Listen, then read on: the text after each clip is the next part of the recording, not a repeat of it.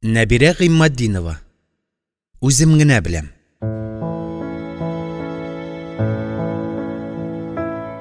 Алтынчы бүлек.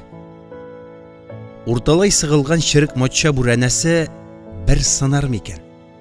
Ничек тә бу кышны хәүеф-хәтәрсез генә уздырасы иде. Җәй инде.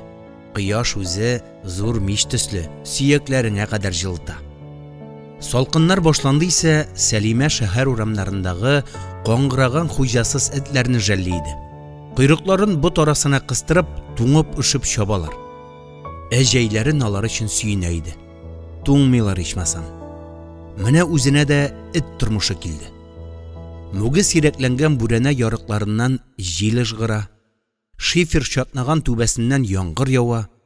Ул моңарчы гел өметләнде. Улы Фәрит юл уңайы һичшиксез сугылыр.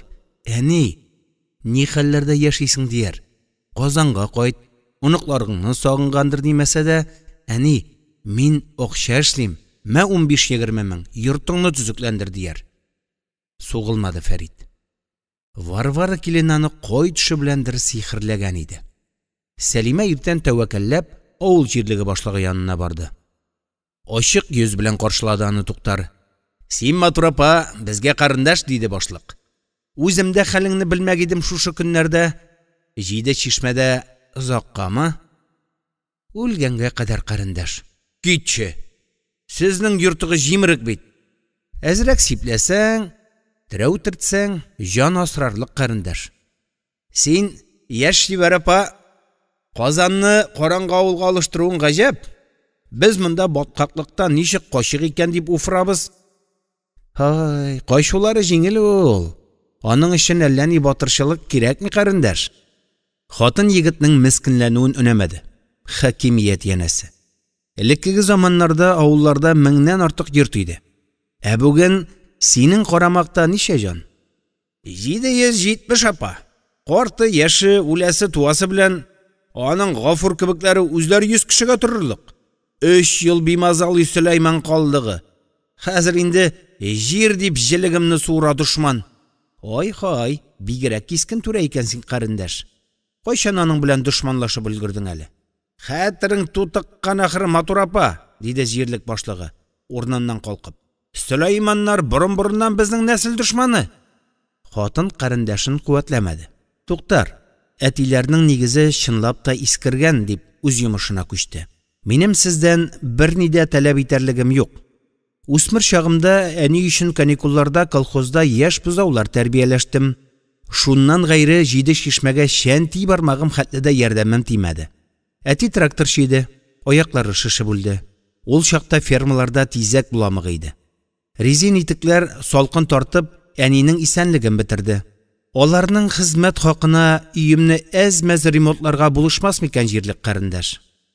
Туктар озак кына баш түбәсен кашып торды. Театрда уйнадыңмы әле син матур апа? Юк, сәхнә киемнәре тиктем. Театрда бөтерелгән кеше почти артист инде ул матур апа.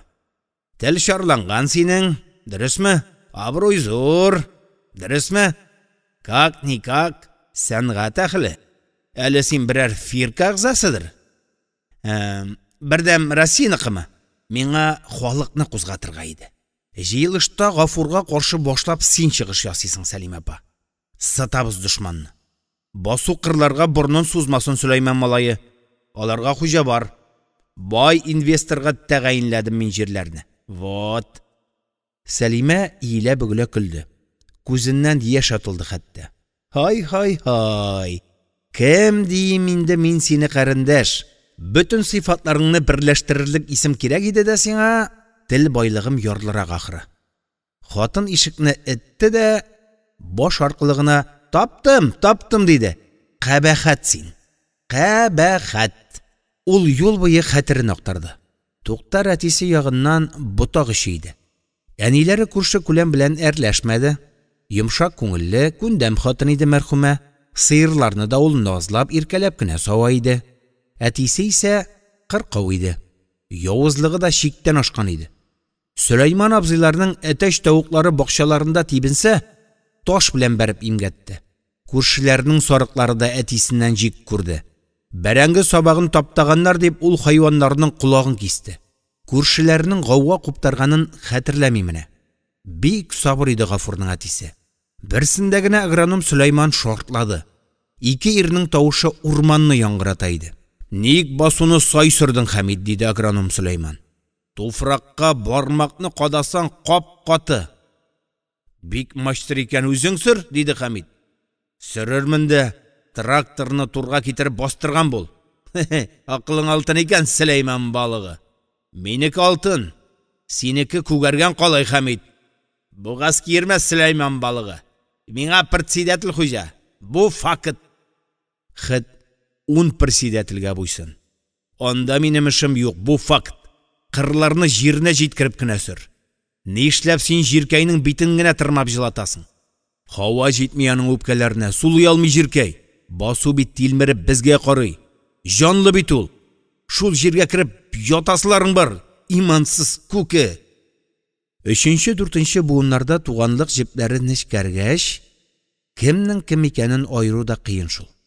Сәлимә 16 яшендә авылдан киткәндә 2-3 яшьлек Туктарның борын астында китмәгән иде әле. Фәләк оныгы бит ул.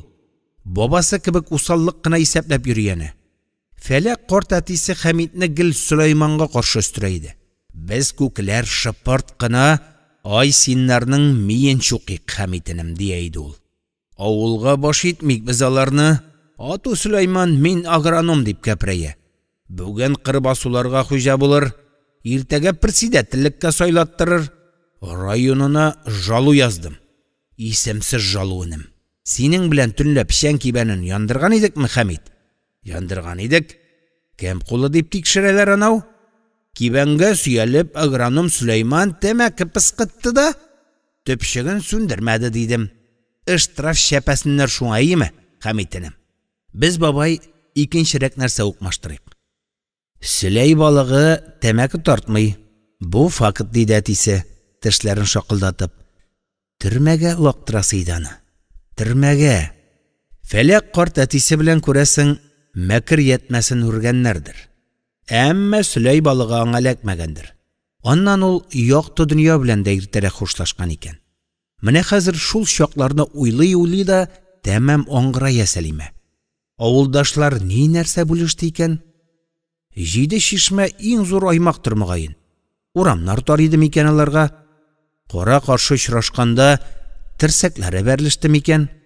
Сәлимә шишенгән генә иде, дак-дак ишеккә суктылар. Туктар икән. Егет борны тыгылгандай авызы белән генә сулый иде. Эсләдем, оф. Но, элдертәсең, матур апа. Үзеңнән җил көнләшә, валлаһи дим. Авыл җирлеге башлыгы буяуы кыршалган урындыкка артын төртте. Без синең белән тәки туганнар шаңлашмадык, Балай, әллә ничек кенә. Син кем? Хатынның кәрендәше диясе килмейде. Бабаң Фәләк идеме әле? Фәләк, мировой карт иде, бабай. Әтиең Фәйзетдин әйеме? Миңа 2 яшьтә үлгән, бабай үстерде мине, матур апа. Сизелә, диде хатын. Былай әллә ничек кенә дисеңме, Туктар Фәйзетдинович? Безнең ушаматыбыз уртак, без күкләр, Сәлим апа, туганнар кыскасы. Бер-беребезгә ярдәмләшик дим. Охо, синең матчаң сыгылган икән. Безнең җирлекнең бюджеты 3 тәңкә, матур апа. Спонсор табам мин сиңа. Ә син? Минем Себер кем бул? Яла, гайбәт чүпләрен Себер, матур апа.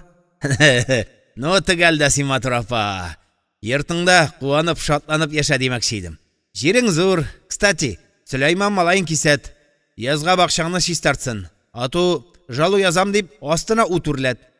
Киңәшләреңә рәхмәт, кем Туктар Фәйзетдинович. Спонсор эзләмәйеме? Соң, матчаң ишелсә нишләрсең икән, матур апа? Җилкән белән терәтермен, яме? Курчагы ясаттырам үзеңә. Идәннәрен җәйдертәм, тыштан ярты кирпич белән тышлаттырам. Берләшеп, Сөләйман малайын гына сатыйк, матур апа, дим. Без көчле нәсел, без күкләр. Гафур минем урынга аргылашак киләчәктә, безне изәчәк ул. Миңа Фәләк бабай васият калдырды. Бөркетләрнең канатын сындыр, диде. Егеттә иман әсәре дә юк иде. Шәһәрдә көнче түрәләр кәнәфи өчен бер-берсенең бугазын шәйни дисә, авылларда да биттән азган вак хәшәрәтләр тешләшергә өйрәнгән икән. Энем, минем башым авырта. Зинһар кит, диде Сәлимә. Үзе инде кырындашыннан ярдәм сораган өчен мен кара үкенә иде. Театрда декорациялар корганда егетләргә ансын-монсын тотышып булыша иде. Терәү куешканы да булды. Сарайда тузанлы киртәләр бар иде. Ул шуның икесен сөртеп, матчаның кыл уртасына кадады. Сөбханалла. Колонналар залына охшап калды өе. Урамда машина кычкыртты. Я Аллам, хәерсез туктарның хәерсез спонсоры мәллә? Хатын җилкәсенә шәлен генә ябынып, ишек алдына чыкты. Җир туңдырган иде. Аягы таеп эздән генә егылмады. Ауып җиргә сыгылган капка хәрабәләр өстендә мендәр корсагын тибрәндереп, Энәс басып тора иде. Сәлимә салкын гына күреште. Еңә шакыр, еңә җылыга шакыр.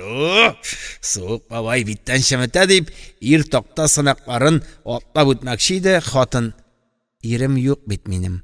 Ялгыз хатын кунакка чакырмый" диде. "Беләбез." Энәс алтын тешләрен җимелдәтеп, хи-хи-хи килде. Янәсе: "Казылдык сиреңнең тамыры тирәндә түгел икән. 3 атналык Шәрбабаны юлында бигрәк төксез сөйләштең син, сыйныфташ. Бу дим, бигрәк җитди укытучыдыр инде дим. Син театр мәчесе икән, күке. Таныш безгә артистлар дөньясы, шәп таныш. Үзебез дә җырлаштырдык заманында. Гастрольләрдә ире хатыны коммунизм юрганына төрнеп йоклыйсың. Иртән кем кемне кышкан, кем кемне үпкән, берсе дә хәтерләми. Заман көн шундый, хәтерләмәскә. Артистларга гына хас тәртип димәс идем мин моны. Безнең районда элегәрәк хакимнең урынбасары Фәридә Барласовны шәп-ши сүгә иде колхоз рәисләрен. Миңа шактый эләкте аңардан. Шулай агроном белән УАЗикта шәшүне тикшерәбез. Фәридә Барласовны чорый. Ник икәүләшеп тотынышып йөрисез? Әллә сез зәңгәрләрме ди? Йоп-йомры сүзләрне очыртагына үзеннән. Сугыну ярышларында берсе дә урынбасарны җиңә алмас иде. Бүген апабыз, абыстай, ак яулыклы агапа. Мәҗлесләрдә Коръән укый. Ну, сәнгать дәрәҗәсенә җиткереп, матурда сүгенә идегез дигән идем. Агапабыз хәтерләми.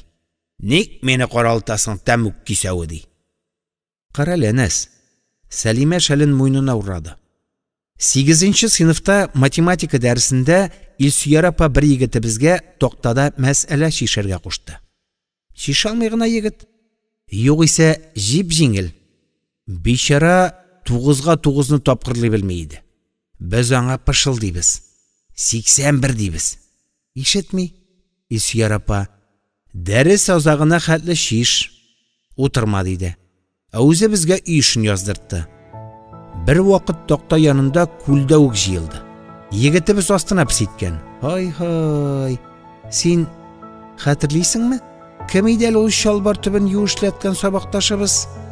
Без җыелышка соңарам икән, диде Энәс, беләгендәге сәгатен селкәләп, һәм машинасына чумды. Син идең ул, Энәс. Син идең. Хәтерләмисеңме ни? Кешедән көлүе рәхәт әлбәттә. 7нче бүлек. Ул аны койма буенда сагалады. Бергәләп тузаннарын каксаң кумашауламас иде. Кабинетында диктофон кабыза, янәсе янасаң яздырып полициягә хәбәр итә. Туктар Ильясов Сәлимәләрдән чыкканда кызарынган, бүртенгән иде. Кинәт кенә каршында калыккан Гафурдан үркеп, артка чигенде. Суккына. Хакимият вәкилен кыйнаган өчен статья каралган. Сукмыйм, кабинет күсесе.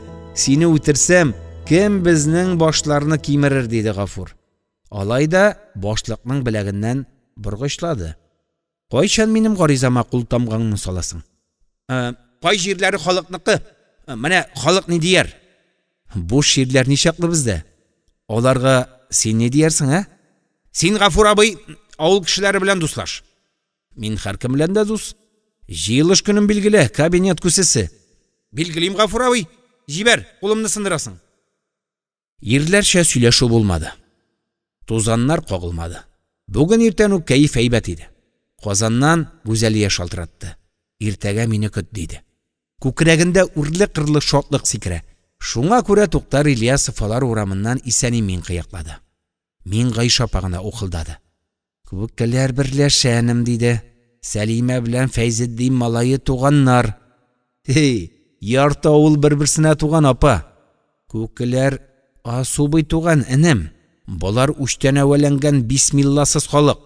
Башыңны юк белән катырмыйм дигән идем дә, күке кызы кайтып, шикләремне ишәйтте менә. Әбинең бәянын гына сөйлим. Аңа әбисе сөйләгән ди. Үземнән мыскалда ятай бер өстәмим. Тарих диләрме әле үткәннәрне китап язучылар? Бу тарихның ұшы ерақтаным. Безнең Мөхәммәдяр исемле бабабызга синнән шутласаң 1700 елларда Аллаһ Тәгалә җан индергән. Апа, әгәр син безнең нәсел шәҗәрәсенә экскурсия ясыйсың икән, вакытымны урлама. Мин Казанда укыганда ук архивлардан документларны укып, аны үзем төзегән идем, диде Ғафур. Ләкин апасы тыңла, дип боерды. Исемнәре белән ел саннарын куйганда шәҗәрә ясаган ди берәүсе. Төбен актар син әвәл укымышлы карга. Мин 7 класс грамотым белән дә синнән башларагыным. Әбинең бәяне кызганышыным. Ерак Мөхәммәдяр бабай 7 шишмәнең мулласы була. Күкеләрнең шундый ук ерак бабасы аңарда батраклык тәшли. Кыш айында куй казыта Мөхәммәдяр батрактан. Куй ишелә дә күкеләрнең ерак бабасын кызыл бал чыкмаса. Үле гәүдәсендә таба алмыйлар. Шишмә юлына эләгеп су агызган имеш. Әкияттер бу апа. Әкиятләрнең ахыры күңелле тәмамлана. Күкеләрнең ерак бабасының 10 баласы ятим кала. Катыны Мөхәммәдяр бабаларының турларында ауны җылый. Аның аунаган җирендә бозлы карыр егенем. Шунда күке катыны безнең нәселне каргый. Туган һәр ир балагыз 7 буынга тиклем яшьләй тәгәрәпләр үлсен ди. Әстәгъфирулла. Аның коргышы төшеп баракана. Мурат хуҗа, Сәлим Гәрәй, Кыямәт диннәрне 40 яшьтән соң Газраил берәм-берәм шүпләде. Ширләсәләр бер хәйр иде. Тап таза ирләр кана. Аларның коргышы күке тавышында имеш. Күк диләр дә гомерне кисәләр. Сөләйманга да шулар кычкырдылар. Әйе, әти берсендә урманда күктән юраттым. 2 генә ел яшис икән диде. Аның да синең кебек акылы таралган иде ахрысы апа. Хурафат бу апа, хурафат. Мин дә яшиттем күк моңланганын. Мин дә шаяртып кына, әйдә сана минем гомеремне дидем. Ишетәсеңдер рас. Күке Сәлимәсе синең башыңа күкелди кана. Нидән куркам? Син 7нче буын ир баланым, дип чын-чынлап хафага төшкән туганын Ғафур ялтырга маташты. Үзең намаз карчыгы, үзеңнең авызыңда гел килделе киттеле сүз апа. Сезнең шул инде хәзерге яшьләрнең ни бәддугаларга, ни каргышларга ышану юк. Апасы сузылып сукранды да усал гына күке кызын Вәлетдиннәр йортына алырга күндер диде. Аркага арка тирешеп яшәрдәй күрше түгел ул Сәлимә. Аның нияте ачык миңа. Таш каласыннан сине бетергә кайткан. Алдан хихылдый-михылдый уйнап сине гашыйк иттерер. Әртис бит. Сез ират халкы тиз йомшыйсыз. Ә син шүлмәк гүленә өф дип җилләт идерттермисең. Шуннан соң күке нәсел каргышын яудырыр. Юкка йөрәк бузасың апа. Каргышы бәддугасы бардыр, бәхәсләшмим. Күксе уйдырма. Сәлимә эшеңне көйдерә синең. Нишләп син шул хәтле хатын кызларны күрә алмыйсың апа? Сиңа Гүзәлия дә начар. Әллә жизни мутыйдымы? Кыз 40 белән шаярдымы? Мин моны инкар итмим дәнем. Тол бикәләргә юаткыч иде шул жизнең. Амбар мөдире ашлы хуҗа, тавыгыма 2-3 уч будай бирши дип йөриштерде шул кыз катын.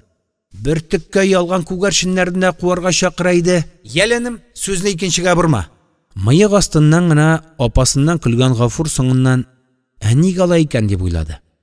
Ике нәсел, күкләр белән бөркетләр. Монсы аларны кушаматы иде. Гомер бакый бер-берсе белән тынышмаган. Сугыш мыштым гына, иштән генә барган. Бусы җиңгән, тегесе җиңгән диярлек түгел. Бабайлар ничегрәк яңаклашкандыр. Гафургансы караңгы. Ә менә күрше Хәмит абзый кош-корт жәлләде иде. Күп акса тул чебеш тавыкны. Ул гынамы? Кыйма аша яшелчә түтәлләренә күсе, тышкан үләксәләре ташлый. Берсендә Гафур аңа 12 яшь иде. Урманнан кайтканда аны трактор куып җитте. Малай читкә тайпылды. Аңа юл бирмәкче иде, Тимират аның өстенә ыргылды. Кабина тәрәзәсеннән Хәмит абзый ыржая иде. Эшсә, юлында ни очраса, шуны изә сыта диләр иде. Юк, шар ачык иде абзыйның күзләре. Таптата диде Гафур һәм дуфкыма йөгерә башлады. Ләкин трактор бүтән көченә үкереп аны артыннан чапты. Куша кырдан болынга чыктылар. Текә яргына коткарды малайны. Югыйсә исерек Хәмит гәүдәсен җир белән тигезлейди. Аякларын камыл кискән, йөрәге дөп-дөп типкән малай елгада бит кулларын юып хәлләнгәч, майкасына эре-эре шуйыр ташлар җыйды. Тагын күп кына карасын. Шуйыр таш белән тәрәзәсен ватып, чын мәгәр бәбәген агызам, диде Гафур гайрәтләнеп. Хәмитнең малаенда нинди үче бар иде икән? Әгәр апасының уйдырмасы хак булса, гасырлардан гасырларга кан белән күчсә дошманлык, тинтәк син Гафур, шәҗәрәнең беренче ботагында утырган Мөхәммәдияр 17нче гасырда туган. Шуннан бирле ничә буын алышынган. Нинди үч, нинди каргыш ди бүген? Хоп, монсы шандырмый ди. Нишләп бөркетләрнең иратлары гөрләтеп яшәгәндә генә Газраил тырнагына каба? Бәлки, бу да ахмак сораудыр. Гомернең озынлыгын Аллаһ Тәгалә генә үлчи. Бүген Гафур исән. Шуңа шөкранә кылырга кирәк. Иртәгә Гүзәлиясе кайта. 4-5 көнгә дигән хатын Казанда 3 атна кунак булды. Инде күңелдә сыры дулкын чайкала иде. Әллә шәһәрдә калыргамы исәбе? Нәрсә җиңәр, кала тормышымы? Гафурмы? Ир җиңде. Шөкер.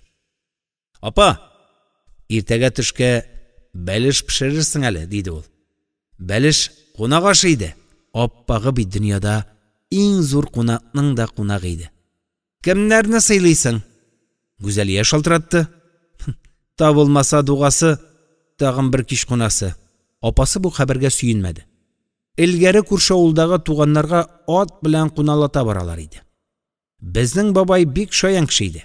Әби белән моны әйбәт иттереп ашаталар, ишертәләр, мунча ягалар. Бабай кунакта рәхәт чигә. Икенче көнне ул атның дугасын пешәнлеккә яшереп куя. И эзлиләр дуганы. Шуннан бабай, табылмаса дугасы, тагын бер кич кунасы дигән ди.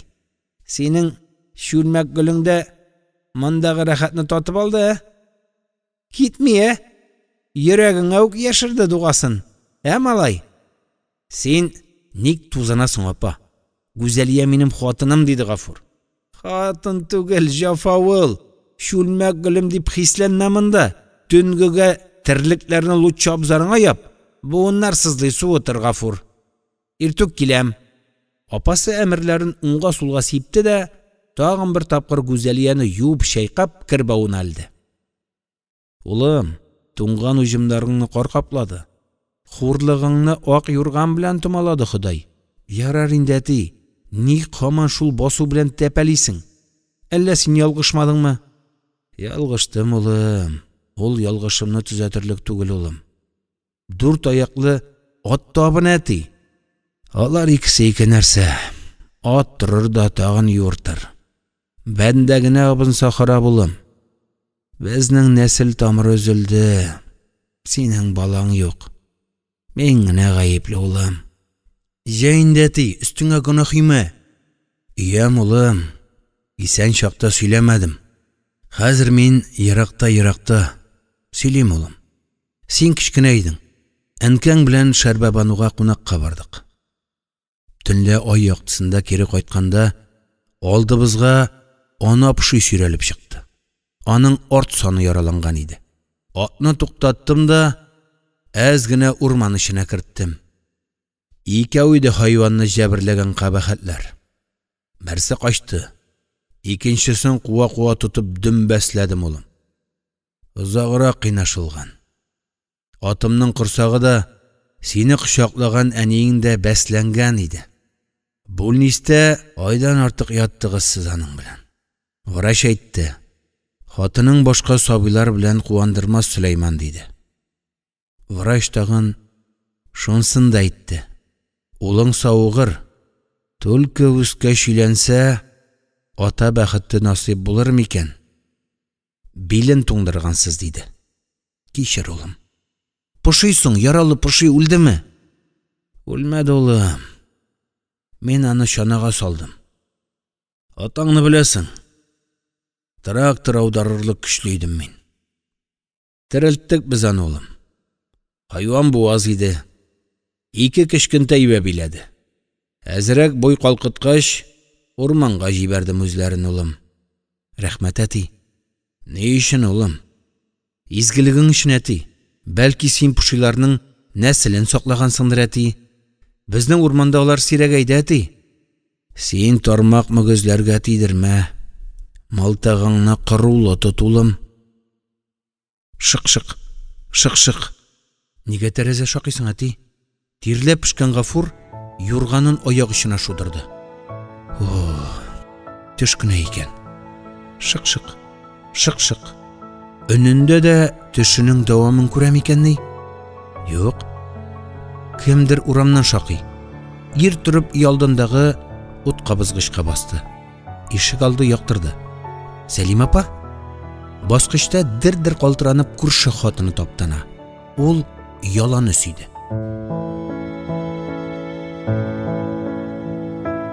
Сигезенче бүлек. Матча шортлап сынды. Бүлмәне тузан болыты күмде. Хатын караватыннан ничек торганын һәм ничек ян тәрәзәнең рамын сындырып тышка сикергәнен искәрмәде. Артыннан тагын нәрсәдер дөмбердәде. Ул ялан аяк кына күршеләрне чапты. Худайның рәхмәте Гафур йокыга сизгер иде. Тиз уянды. Сәлим апа, әз генә үлмәдем Гафур. Туңасың тизрәк кер Сәлим апа. Ир хатынны бусагадан тартып алды. Ни булды? Матча. Сәлимә сулкылдап күршесенең күкрәгенә капланды. Ишелде. Терәү чыдамады. Елама Сәлим апа, үзең исән шөкер. Нишлим? Кая барыйм? Яңа үй салырлык рәтем юк. Берәр нәрсә уйларбыз Сәлим апа. Минем урында йокла бар. Йорт тирәләреңне караштырыйм әле. Документлар шкафта Гафур. Әйберләр сытылгандыр инде. Түшәме белән убылды бугай. Сездә кунсам килешмәс дип ялыр чак идемени. Өйе белән бергә аның соңгы тамчы бәхете дә җимерелде ләбаса. Ташландык хатын, ташландык ана иде бит ул. Менә хәзер йорт җирсез сукбайда. Түшәме җылы иде. Мендәрләр гүя Гафурның кайнар сулышы белән кабартылган иде. Сәлимә чатнап-чатнап авырткан башын шунда төртү белән күз яшьләре дә кипте. Кеше мендәрен чылатмыйлар. Гафур узак тормады. Фонар белән генә караштырдым. Караңгы. Көн күзендә тикшерермен Сәлим апа диде. Синең терәүләрең чирек жирда гына, Сәлим апа. Аны башта ук проблемаларыңны яшермәскә иде. Күршеләр бит инде без. Мин диванда ятам, тыныч йокы сиңа. Хатын рәхмәт дияр иде, тамагына очлы таш кадалгандай әрнетә иде. Ай, таш эрер иде әле. Ә менә йөрәккә укмашкан хәсрәт төенен ничек шишәргә? Шәбәләнгән дә ул. Эре генә күз яшы яңагын юешләтте. Сәлимә куларты белән генә аны тиз сөртте. Чит ятлар мендәрен чылатмыйлар мәгънәсез. Алдагы көннәреңне уйла син. 40 яшеңдә 40 тамчы бәхеткә тиенмәгән күке кызы. Бүген ярыйла җылы яда кунасың. Ә иртәгә ни була? Ул Гафурларда бер тапкыр төн үткәргән иде. Пишәнлектә. Әтисе ул көнне салмыш иде. Мич аралыгыннан дуст алып сулы чилеккә салды ата, һәм шунда шикәр ком өстәде. Сәлимә, бакча башында Сөләйләрнең биясе утлый. Сусагандыр хайван. Шушы тәмле суны чертмә. Кызчык белә иде. Дус белән әнисе тараканнарны агулый. Әгәр аны биергә шертсәң, ат үләшәк иде. Тиз атла, дип акырды әтисе. Мин аңа кое суыгына бирәм, дип кирелгән иде кызчык.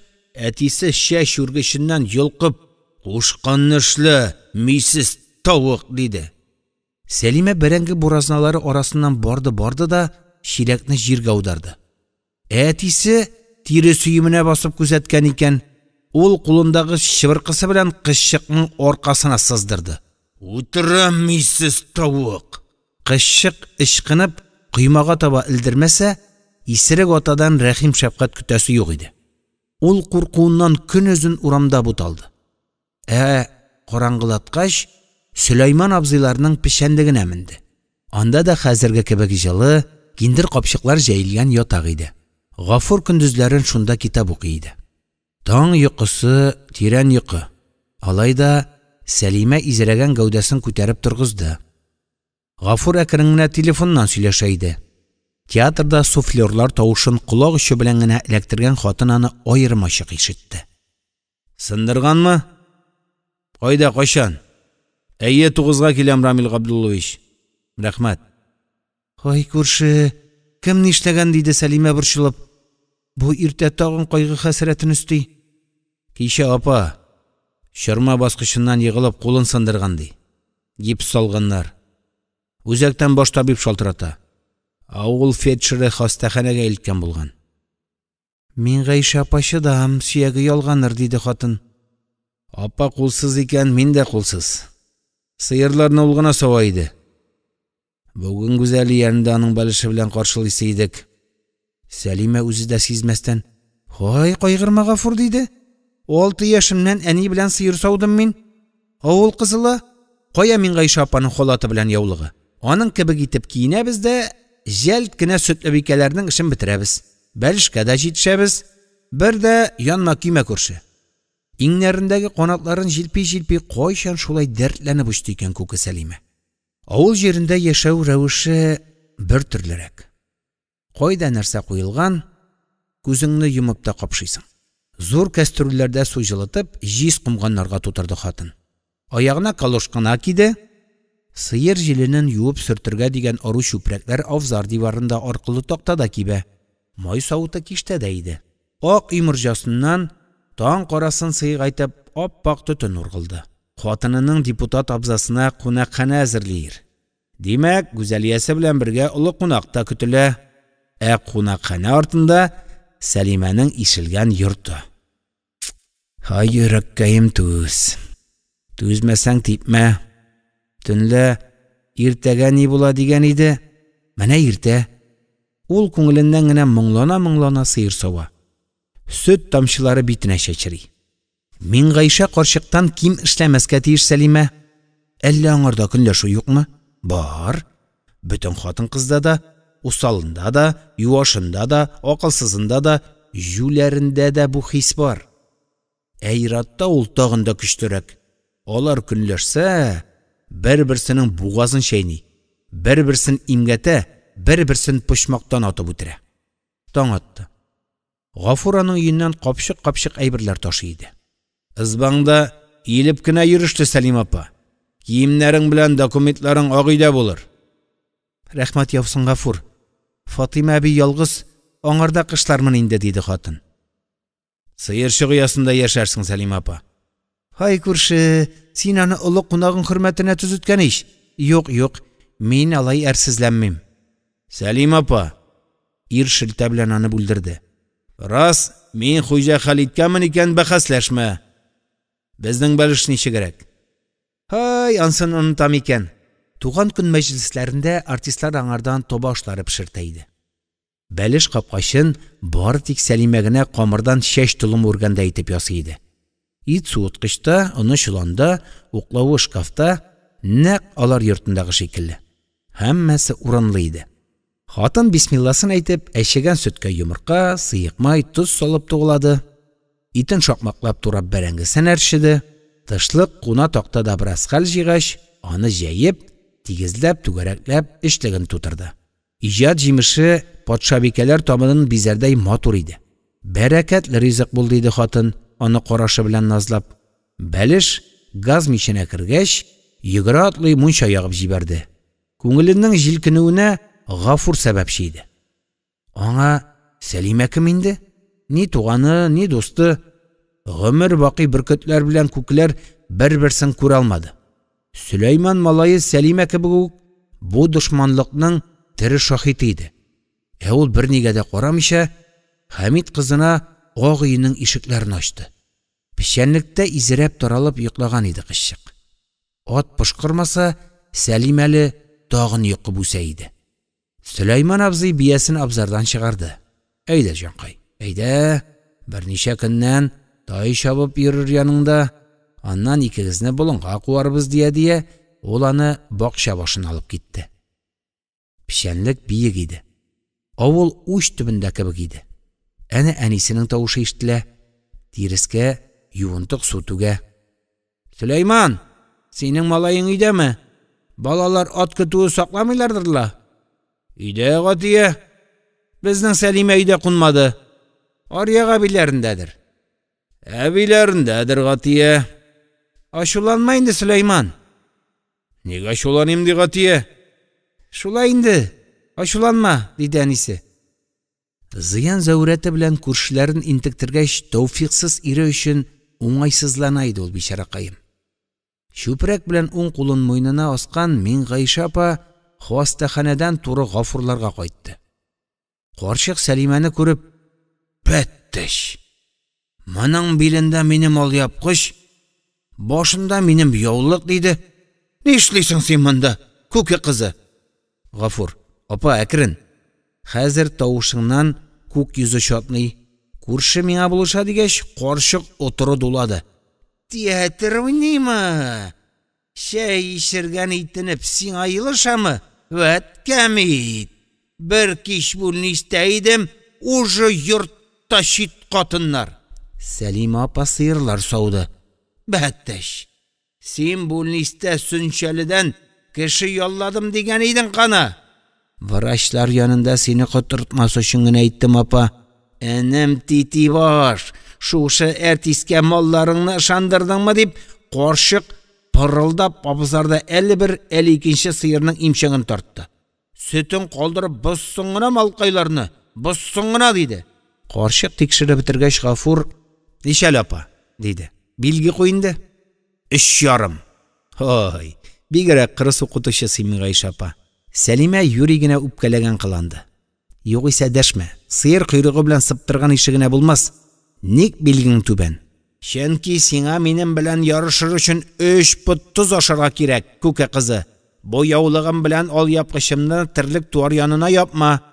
Аларны мин аш су тирәсендә кайнашканда гына кулланам. Чистага гына." "Миндә бәлеш ясаганда гына кидем, Миңгайша апа." "Гафур!" Карчык энесенә чикрәйде. "Нинди бәлеш ди ул? Саташам әллә?" "Соң апа, бүген Гүзәлия хөрмәтенә табын көйләргә иде бит. Сәлимә апа уңган икән. Бәлешен дә өлгертә." "Аһа, кышкай түребездә үк кунып күкелдимени?"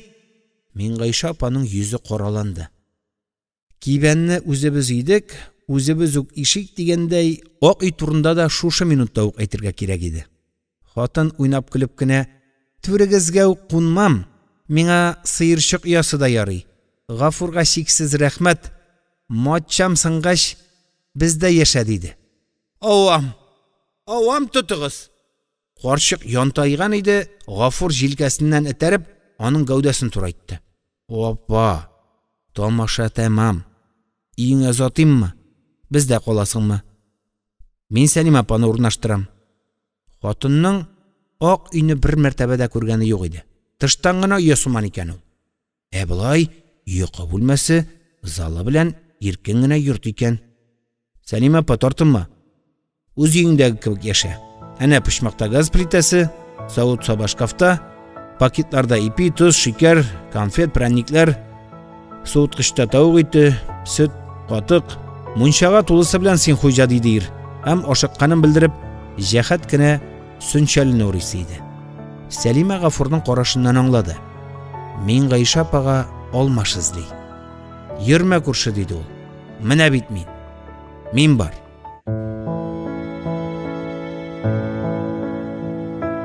9-нчы бүлек. Ашыкма. Тукта, басыл, Гафур. Сагындың, әйе, сагындың. 3 атнада 33 тапкыр бардың син аның янына. Уйларың белән, әйе. Яратудан әле бер кемнең дә акылдан язганы юк. Мәхәббәт соргайтып сагыш ширегенә йоктыра. Мансы әкрен үлем, газаплы үлем. Ир истияр димәде, миштә күмерләре көрәгә мунчада юынып, яңа күлмәк шалбарларын киде. Әйтерсең, туй. Әйтерсең, ул кияү егет иде. Гүзәлия үзе генә түгел, аның белән депутат абыйсы да кайткан иде. Халык көтүчесе бу якларга җыенса, хәбәр сала иде. Бу юлысы сюрприз ясыйм диде микән? Хуҗа кеше 5 кунак икән, 5кә ярла диләр. Гафур бер кулына хатынының сумкасын, икенче кулына зур кунакның портфелен тотты. Сразу өеңә куалама. Аякларыңны язып, тәмәке пыскытам әле мин кияү, диде Гаяз Идрисович. Гүзәлия туп-туры эш кабинетына юнәлде. Ир аның шишенгәнен дә көтмичә кысып кочакламакчы иде, хатын: "Фу, абзар исе", дип читкә тайпылды. "Миндәме? Нишләп икән? Хәзер генә мунчада юындым, аппагым. Күлмәгем дә яңа", диде Гафур һәм башындагы кепкасын байлады. Кәпәш, хуш исләрең кыта икән. Терлекләр янында килә бит каһәр. Хәзер тәрәзәдән урамга чиям. "Җаппагым, исәнме?" "Исән.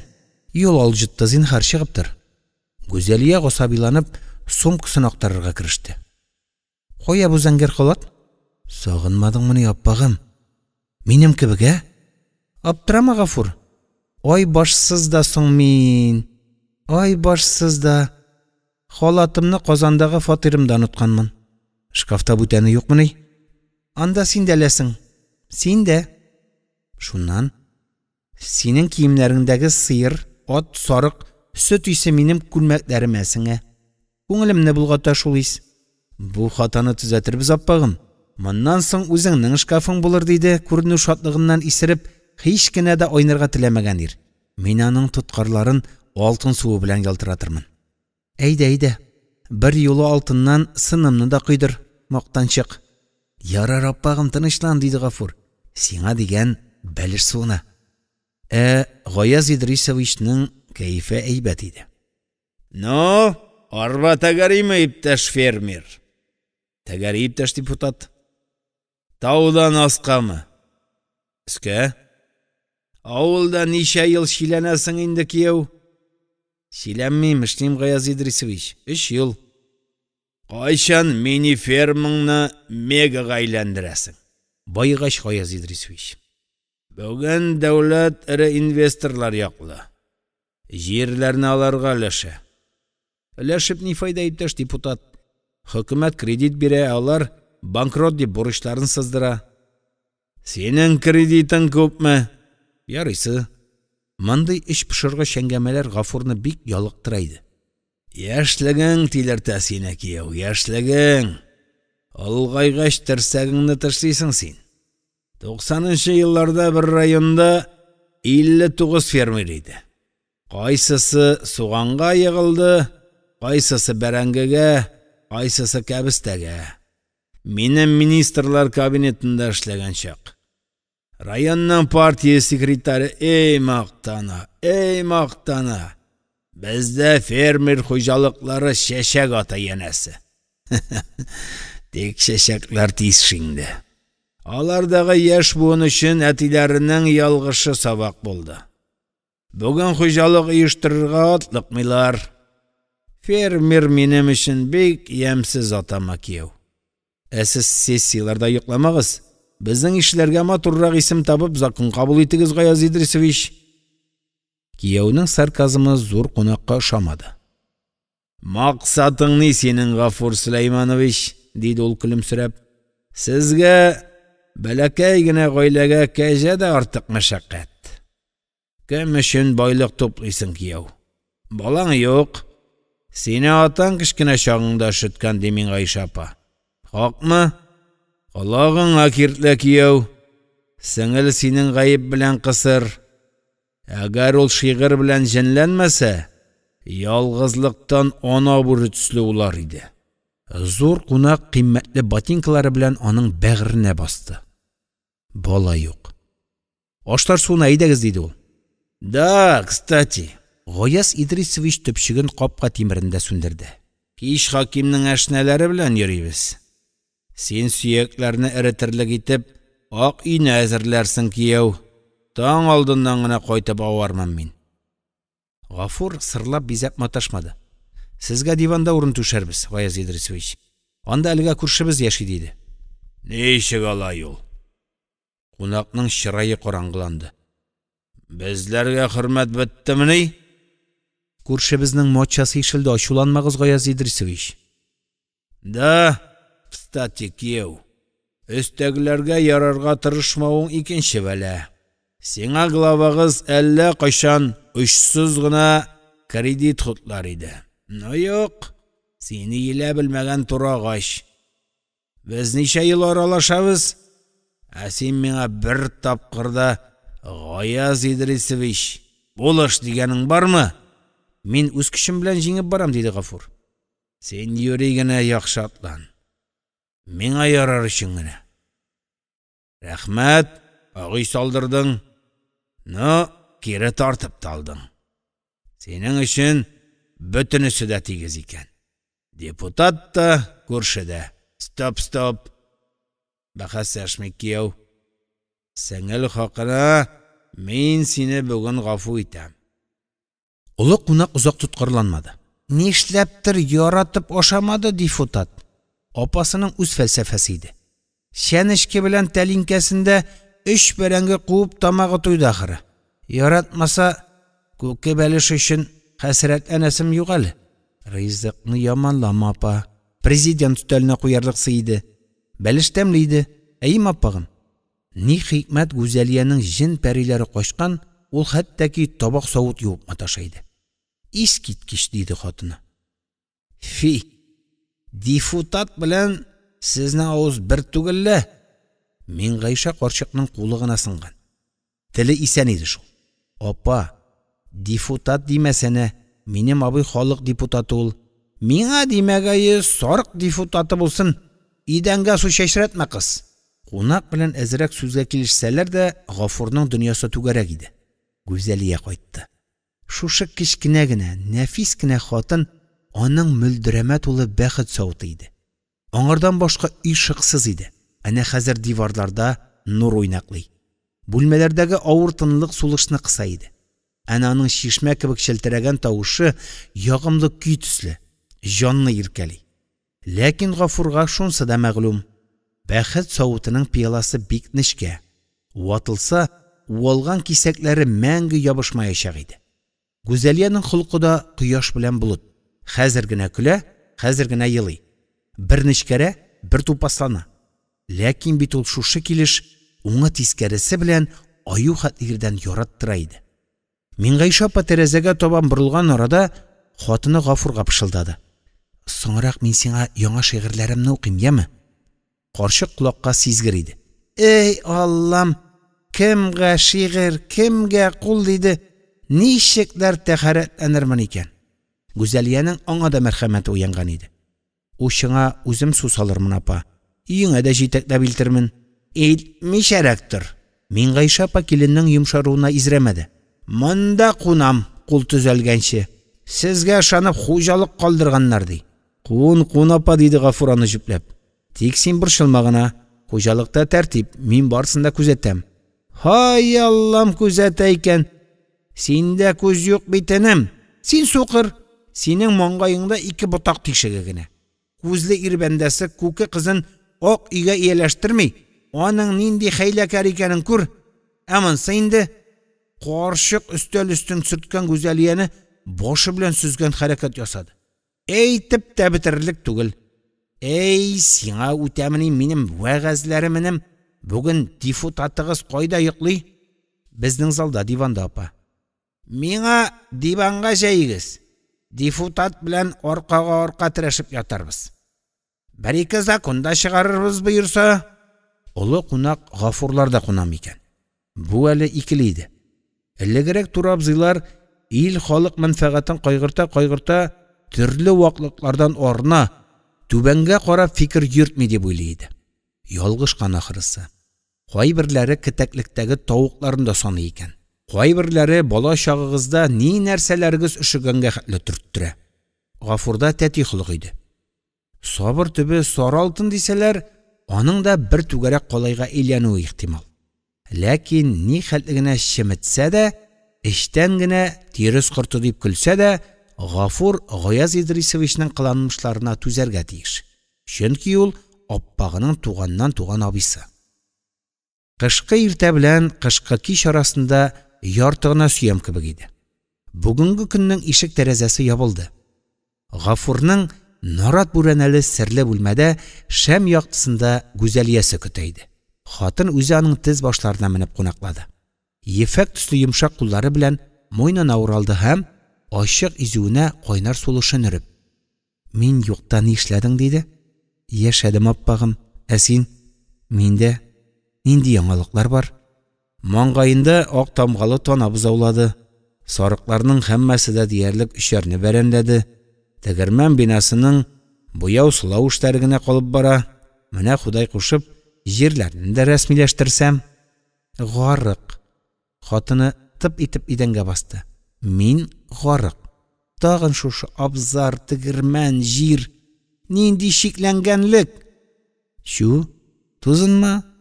Гафураны янә тезләренә утыртты. Хәзер сине тыңлыйм, аппагым. Гүзәлия бармакларын уйната. "О, минем кызык, бик кызык", диде. Дусларым миңа кичәләр оештырды. Студентлар белән, мәктәпләр белән шигырьләремне яраттылар. Кафе барларда дусларым белән төннәр уздырдык. Ул дуслар кемнәр инде, аппагым? Зәбирләр, Галинурлар, безнең төркем. Бу төркем заманында таралган иде түгелме соң, аппагым? Таралса ни, без кабат оештык. Көнче шайтан почмактан гына Гафурга ым какты. "Кара, Шибәркәең күлнең тирәнрәгенә кермәгәе. Сагындыңмы?" дип сораган идең. "Сагындым." Гүзәлия ут кебек янган яңакларын аның битенә тидерде. "Сизеләме?" "Сизелә", диде Гафур, көнче шайтанны йөрәгеннән куалап. "Ир белән хатынны бузыштырам дисәң, иң әүвәл көнләштер генә инде син. Бу шигыремне сиңа багышладым. Тыңла", диде хатын. Исеме Сагыну. Уфыкларга җәйлеп кояш елый. Уза тагын көннең гомере. Әйтерсең лә дөнья янып бара. Кала бара утлы күмере. Тупылларның моңсу бутагында сискәнешә көзге яфраклар. Үткән елның берсеннән иде. Тик бу язга никтер ятраклар. Башка кичләр төсле кич бит инде. Төн киләсе таулар ягыннан.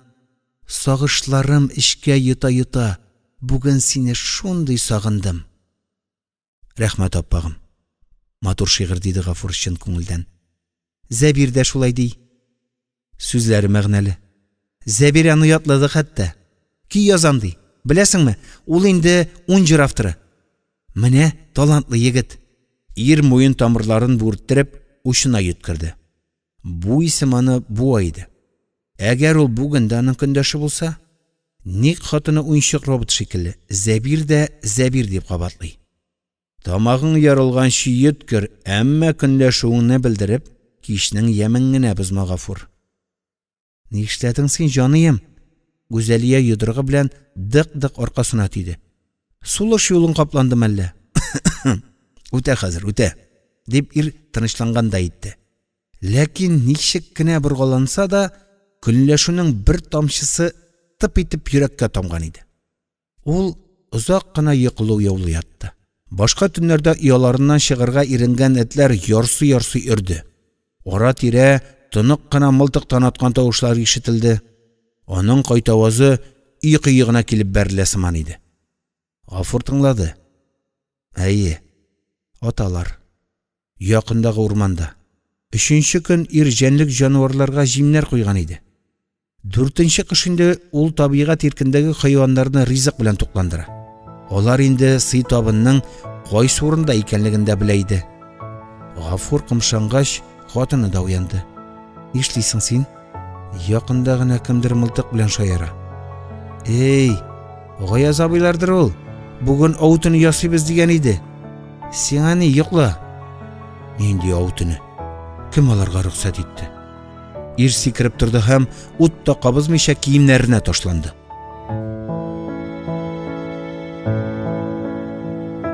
Онынчы бүлек. Карчыга сыман һаман өстендә кагынды Миңгайша кортка. Кичке савымның сөте әз дип хәрәмләшмә. Җилемнәрен тигез тартып сау. Артыңнан тикшерәм күке кызы. Минем исемем Сәлимә.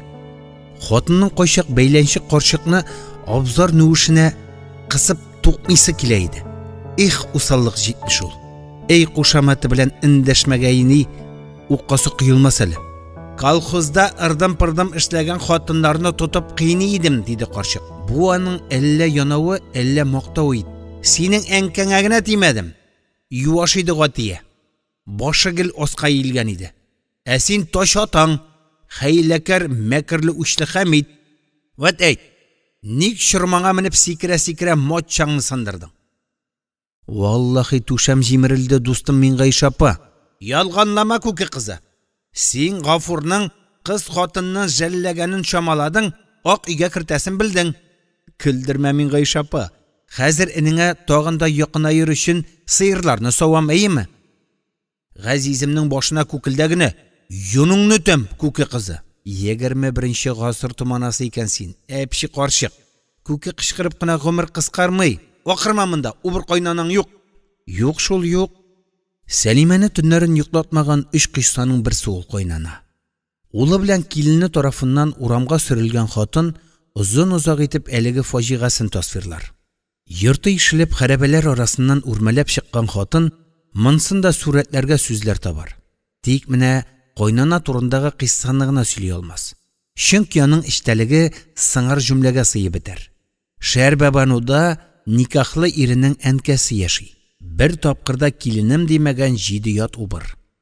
Эш тәмамлангач, Миңгайша апа: "Ярыйсы сөрдең." "Ярыйсы" диде. "Ишегеңне бикләмә, күке кызы. Может, дифутатта ак өйдә йоклар" диде. Бикләде Сәлимә.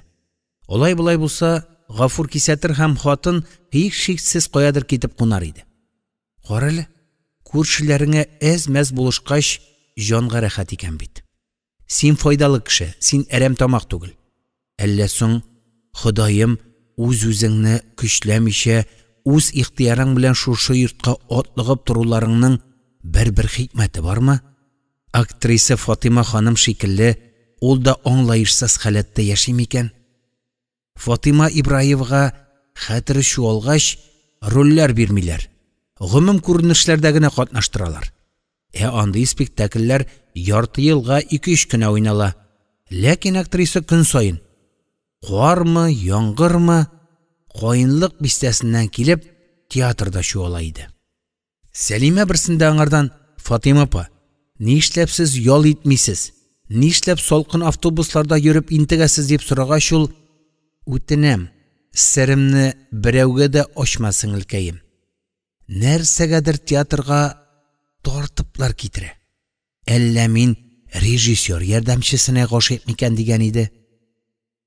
Әллә Сәлимәдә: "Китегез җүләр уйлар, китегез. Ул язмышына ялгыз дип тамга сугылган күке. Кәкүк, кәкүк." Күршеләрнең ишек алдында ут кабынды. Анда да халык уяу икән. Хатын тәрәзә пәрдәсен шудырды. "Бәй, Гафур атка атланып каядыр җилдерә." Фатима Ибраеваның сер капчыгы йыртылды.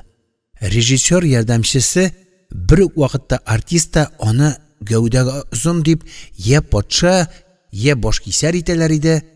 Һәм Фатима апа ул киенеп уйныйсы киемнәрнең кесәсенә мәхәббәт шигырьләре тыга иде. "Бу бит җүләрлек" дип оруштаны Сәлимә. Ханым моңсу гына елмаеп: "Нишлим? Төннәр буе шигырь язам. Кемгә язам? Аңламыйм. Кем кесәсенә салам? Белештермим" диде. Сәхнәдә патшалар тәхтен биләгән режиссер ярдәмчесе образлар белән генә биек. Тормышта ул вак җан иде. Әфәндебез серле мәгъшукасының исемен ачыклады да, репетициялар вакытында шомакайланып, шигырьләрнең рифмаларын үзгәртә такмаклап җырлады. Хак беркем дә аңа кул чапмады. Эй, ялгышкан Ибраева, диде Шакирҗан артист. Бәлтәм ишек кырыенда гына иде. Ник миңа салмаган гыйшык хатларын? Син карт шул, бәлтәң дә иске дип көлделәр аңардан. Кара син ниләр истәй. Эй, Сәлимә, кемнең күзенә төтенердерәсең инде? Фатима апаны тик томалдан гына хәтереңнән актармадың да. Аның кебек син дә ашкынуларың, җилкенүләрең белән янма дип үзеңне камчылавың иде ләбаса бу. Ул йөк аралашкан хат иде. Күршеләрнең капкасы шыгырдады. Тайын юксынгандай ат кешнәде. Кетәклектә әтәч гайрәтләнә иде. Кикрикүк, уяныгыз иртүк. Табигать сәгате төгәл йөри. Тәрәзә пиялалары агарган таң дөньяга кирфекләрен сирпи иде. Менә бит. Сәлимә дә эшем кешесе булды. Күз йыртып, гафурларга чаба. Хәрәкәттә бәрәкәт диләр. Мөгаен бүген Шәрбәбану авылына әйләнер. Күңелендәге давылны бастырыр өчен генә. Соңгы тапкыр. Гафур малларга печән тарата. Ә үзенең курткасы лышмасу иде. Мин Гайша ападан да өлгеррәк син күрше. Рәхмәт диде ир. Ә син ширлисең хәзер. Абзар җылы Сәлимә апа. Төнлә бүре кудыңмы соң Гафур? Әйе, ике аякларын. Авыл җирендә дә тынычлык юк, әйеме? Мин сиңа бер әйткән идем, Гафур. Малтыгыңны яныңда йөр дип. Ә синең ул ак өеңдә, чөйдә. Ансы икенчесе, әти истәлеге. Яңасын мин мендәр астына куеп йоклыйм, Сәлимә апа. Эй, шаяртмасана, Гафур. Мин сиңа тагын шуны әйтмәкче идем. 2 айдан 3 сыерың бәбили икән. Бузаулый диген Сәлимә апа. Әйе, бузаулый. Аларга Назлы бикә, Юмакай, Алтын бикә кебек саф татар исемнәре кушыйк, ә? Куш, Сәлимә апа. Син бәләкәйрәк идең. Хәтерлисең микән, Гафур? Әниең Гатия апа белән сез икәү берсендә үгезегезне Мишка дип чакыргач, тыкрыктан тимерче Мишка дә йөгереп килде дә, "Я здесь. Что случилось?" диде. Юк, бусын хәтерләмим, Сәлимә апа. Әгәр син фәлән елда, фәлән айда, фәлән басуда ни чәчтегез дисәң, санап бирәм. Әти чәчү уру вакытында миннән яздыра иде. Аның кыр дәфтәре бар иде. Яшел тышлы. Ах, тәтелдекләр. Сез лабырдашканда сөт үзеннән үзе чиләккә агамәллә дип, абзарга күз кулак кырды. Энем, вышт игә, дифутатыгыз килде. Я бер Аллам. Ник синең өстең юыш малай? Тирләдем апа. Кая, Гаяз Идрисовичны көттөрмик дип, Гафур бәйләнчек апасыннан ычкынды. Ә Сәлимә тутылды. Курткага үтәрлек булып нинди тирләү ди ул? Синнән сорыйлар, күке кызы.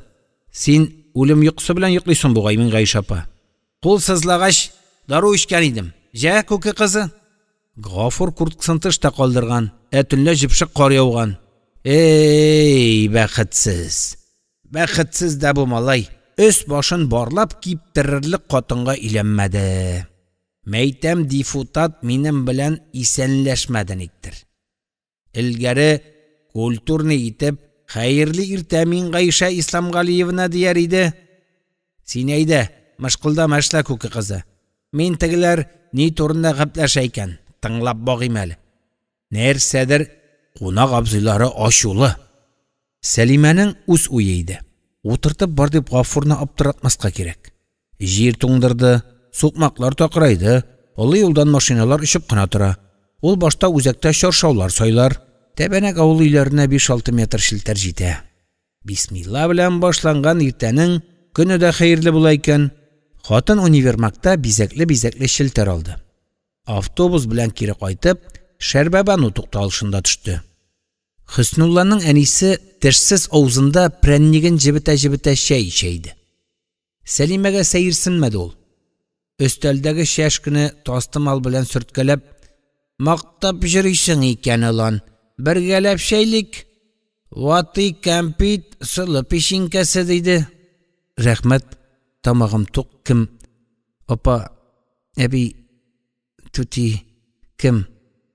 Минем күчтәнәчләремнән дә үзит. Син мине танымыйсыңдыр, кем? Сәлимә сәхнәдәге сыман катырак кычкырырга тырышты. Barakallah, sen teatrdan ulan Husnullamdan xat kitirgansindir şey. Biz aning bilan ko'pdandan uchrashmadik shul. Xotin iska komod ustundagi tiguv mashinasini birinchi kelganda ko'rgan edi. Mashinka qiztigami? Oljab qiz juladilar Silsavit qizlari. Bo'lakkadir. Qortlar bayraminadir. Salima karavot boshindagi momiq shalni qorshiqning jilkasini yopdi. Iying solqincha, mish qaynar o'zi. Jil-jilisini so'ra deb o'z oldina suylanib, o'ltirgagin shishdi. Qo'yshisi sumkasida edi. To'qimani oltiga buklab kesdi, tiga shimargan ustaga bu ish edimini. Yurtlari siragayib, uramlari bo'shasa da, ovulning ko'zi da, qulog'i da bor edi. Mana sovuti bilan sut ko'targan ko'rshisi kirdi. Obastayginam, teatr xotini ekan, tanimadim. To'ribizdan kattagina o'zdan apayim. Artisankasin bek hurmatlisiz rahmat yog'irlari. Murshidatdayning halim bilirga jibardilarmini tag'in. Narsa endi menda? Sen tugu yo'li o'tinga deb bergan oqshom akuratgina. Mishka kunini 3 yog'irliq apayim. Qortlar yurti desak abiyimiz yili. Narsa tikirdatasan sen apayim? Sen Zubayda ismli. Eski perdelarni soldiral zinhar. Obastayginam. Alla yangilarini bilasingmi? Narsaga mashaqqatlanasan apayim? Salama izbaga nima ul? Yuvilmagan bitga kirshan surtmilar. Men so'nglabgina bag'irlarim ming kesakka tilgalangashgina yo'la shortuna to'g'ri ketirib, yosh kelin rolini o'ynayman. Shin yurakdan. Shunga o'zimni ishondirib deb nishik ul qo'rqinish sirini o'rtaqlashsin dey. Eskilari sorg'aygan bit Zubayda. Murshidatday, sening izbag'ni matur aytalar. Balkim uling do'st ishlari bilan qaytadir, dedi ko'rshi xotini qorshiqning qulog'ina. Ilgari zamonlarda kutulari bilan senda ko'nglashalar edi artistlar. Zubayda shimitimgina bol bilan oqmay kerak edi. Salima shiltarlarni qodoqlarga laktirgan orada Zubayda bol bilan moyda topdi. Hozir abi bilan ikkigizda uy oldina chiqig'iz, dedi Salima. Bu saga tubinamin dar qo'yig'iz. Shundan so'ng qoshiq bilan moy ham bol qoptirg'iz. Obastayginam, mendek amid bu. Repetitsiya Zubayda. Men o'zimni sinayim. Agar yaxshig'ina o'ynasam, yangi spektakllarda kelin rolini topshirar rejissyor. Nedir teatr xotini? Qorshiq uydagi ig'izig'idan zinzara edi. Ey Murshidatday tomoshadi, qizig'ishindi. Husnullangda bizni kuldirtaydi. Taxit deb o'tin ardanasini qo'noqlaydi-da, podsho simoq buyruq farmonlar beraydi. Mana bu xotinda senga menga teatr ko'rsatamdi. Ona qo'shilib bizga da o'ynaysidi. Barakallah, barakallah. Qorshiq jonlandi. O'g'lim qo'shqandir, ankamning ko'ngilin ko'r degandir. Yo'laning aligi ulushi o'talgach, Salima inglarni shilak kiyanta osdi. Tav ostida 100 yillik shishma bizaga qishinda to'ngmay deb Zubayda yo'lini yuratdi. Anga endi bulayda borsida tonish kabi edi. Go'yo 23 yillik ispay gavdasini sig'ildirib, ovul xotinlarini kunlashtirib, o'l shishmadan bir suv ketirgan edi. Tip-tin uramlarda yosh kelinni sinarliq jon egalarigina yo'q edi. Qip-qizil milash quvag'in sorgan shibiqda yog'aylargina jimish tamlavundan to'xtab, "Abow, nindi matur apasi" deganday shirqildasha Salimaga suqqandi shekilli. Jinglarin sizg'anib, etaklarin naq ovul shabilina qistirib, xotin sobinli munchalar bilan toqtalarin ishqi idanlar yudi. "Vat Murshidatday", dedi Zubayda. "Sen shul g'umir kelin rahati ko'rmagan eding. Xit ishmasam, teatr artistlarining o'yinini tomosha qilding. Malades apayim, rolingni shap boshqarding. Zinhar Husnullaga o'tinishimizni yetkir. Shushu urshiq qadar ankasin tashlamasin." Mana yo'la o'taldi. "Ya, sen qanaqatmindi Salima? Sen butan o'kinmaysingmi endi?" Sirtmali temir karavotida uyg'on qorshiq bir malni o'ynab, "Tag'in kelalan, meni unutma", dedi. Аның күзләрендә шарасызлык һәм ялвару иде. Хатын карават кырыена тезләнде, карчыкның тиресе юқарып, кан тамырлары бүлтәйгән ябык кулларына арынды. Шунда кызгану хисеннән аның җаны актарылды. Син миңа рәнҗемә, әнкәй, диде ул.